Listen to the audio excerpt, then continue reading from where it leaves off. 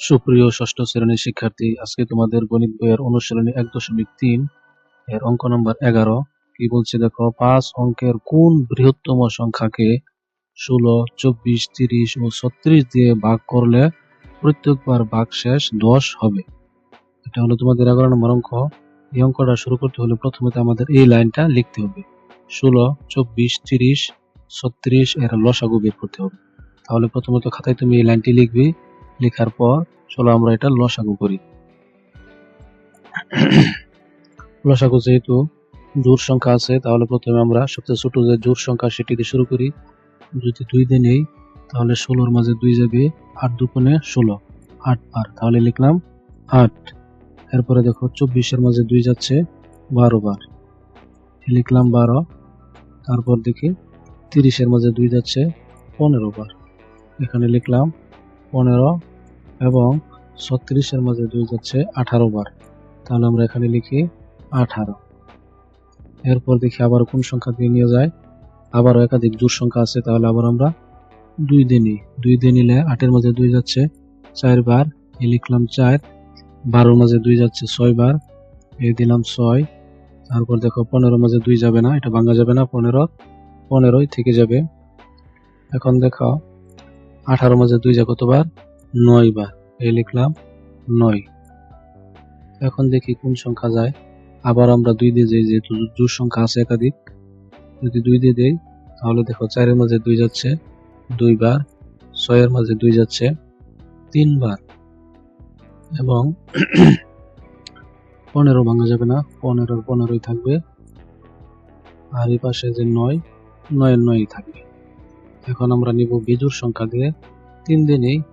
যদি ৩ দিয়ে নেই তাহলে ২-এর ২, তারপরে ৩-এর মধ্যে ৩ যাচ্ছে একবার, নিলাম ১। এখন ১৫-র মধ্যে ৩ যায় কতবার, ৩ ৫-আ ১৫, ৫ বার, লিখলাম ৫। আর ৯-এর ৩ তিরিকা ৯, এখানে হবে কত, ৩।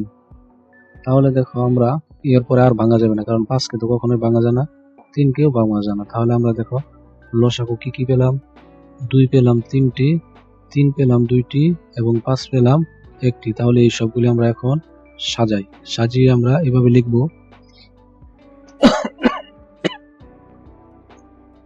নির্ণয় লসাগু, এই দেখো ২, ২, ২, ৩, ২, ৫, ৩ সময় এই সবটি যদি আমরা গুণ করি তাহলে হবে কত, ৭২০। লসাগু করে পেলাম ৭২০। এখন কি বলছিল আমাদেরকে, ৫ অঙ্কের বৃহত্তম সংখ্যা মানে কি, ৫টি ৯, ১, ২, ৩, ৪, ৫। এখন আমাদের কি করতে হবে, এই ৫ অঙ্কের যে বৃহত্তম সংখ্যা আছে সেটি দিয়ে ৭২০কে ভাগ করতে হবে।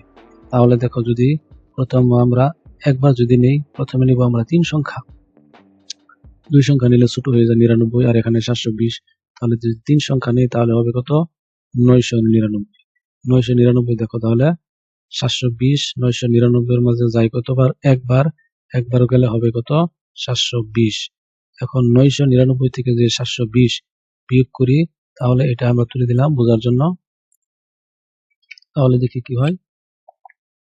এখন দেখো ৯৯৯ থেকে ৭২০ বাদ দিলে হয় কত, ২৭৯। আবার এখন কি করব, আমরা এর সাথে এই ৯ আর একটি ৯ যোগ করব, এটা আমরা এখন বসিয়ে দিলাম, এই হয়ে গেল, এই ৪টা ৯ এসে বলবো। এখন কত হয়েছে এখানে, ২৭৯৯। এই ২৭৯৯-কে আবার ৭২০ দিয়ে ভাগ দিলে ৩ বার যাবে, ৩ বারে কত পাবো আমরা, ২১৬০। এখন আমরা এখান থেকে এটা যদি বিয়োগ করি, আমরা এখন এই ৯টা আবার তুলে দিই বোঝার জন্য।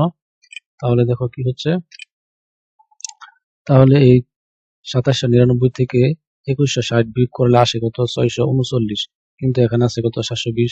তাই আমরা এই সর্বশেষ যে ৯ আছে সেটি আমরা এখানে বসিয়ে দিলাম। যদি বসিয়ে দিই তাহলে হয়ে গেল কত, ৬৩৯৯। এখন এই ৬৩৯৯-কে আমরা যদি ৭২০ দিয়ে ভাগ দিই তাহলে যাবে কত, ৮ বার, ৮ বারে কত হবে, ৫৭৬০।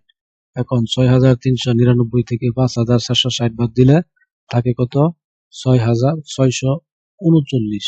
এখন বলতেছে কি, এই ৭২০ এখান থেকে আমাদের বিয়োগ করতে হবে কত, ৬০০, এই যে সংখ্যাটা ৬৩৯ বিয়োগ করলে থাকবে কত, ৮১। এখন কি করতে হবে, যে ৫ অঙ্কের বৃহত্তম যে সংখ্যাটি আছে এটার সাথে আমাদের দুইটি কাজ করলেই, যে কোনো একটি কাজ করলে দুইটা থেকে, তাহলে আমরা উত্তর পেয়ে যাব। হয় এই 9 অঙ্কের খুব বৃহত্তম সংখ্যার সাথে 81 যোগ করতে হবে। যদি যোগ করি তাহলে দেখো কি হয়, এই 9 অঙ্কের সাথে 81 যোগ করলে হয়ে যায়, দেখো কয় সংখ্যা, 1 2 3 4 5 6, কিন্তু আমাদেরকে বলছিল কি 5 অঙ্কের সংখ্যার কথা বলছিল, তাহলে এটা হবে না, 6 অঙ্ক হয়ে গেছে। তাহলে আমাদের এই 5 অঙ্কের বৃহত্তম সংখ্যার সাথে 81 যোগ না বিয়োগ করতে হবে। যদি বিয়োগ করি তাহলে ফল হয় 1 2 3 4 5, মানে সংখ্যাটা 5 অঙ্কের মাঝে থাকতেই হবে। তাহলে তোমরা কি করবে, এটা বের করার পরে এখান থেকে 81 হবে, 81 থেকে এটা তুমি এই লাইন না লিখলেও চলবে, তুমি ইচ্ছে করলে এই লাইনটা মুছে দিতে পারো বা তুমি রাখতেও পারো, এই লাইনটা লিখবে। তাহলে উত্তর হবে কত, দেখো এই যে 1 2 3 4 5 অঙ্কের সংখ্যা, অর্থাৎ এটি হবে এখানে যে বলছিল এই যে কোন বৃহত্তম সংখ্যা, 5 অঙ্কের কোন বৃহত্তম সংখ্যা। তাহলে 5 অঙ্কের কোন বৃহত্তম সংখ্যা, এই যে এটি 9000, দেখো একক দশক শতক হাজার অযুত, এই সংখ্যাটি হলো কি আমাদের উত্তর। আজকে এই পর্যন্তই, ধন্যবাদ।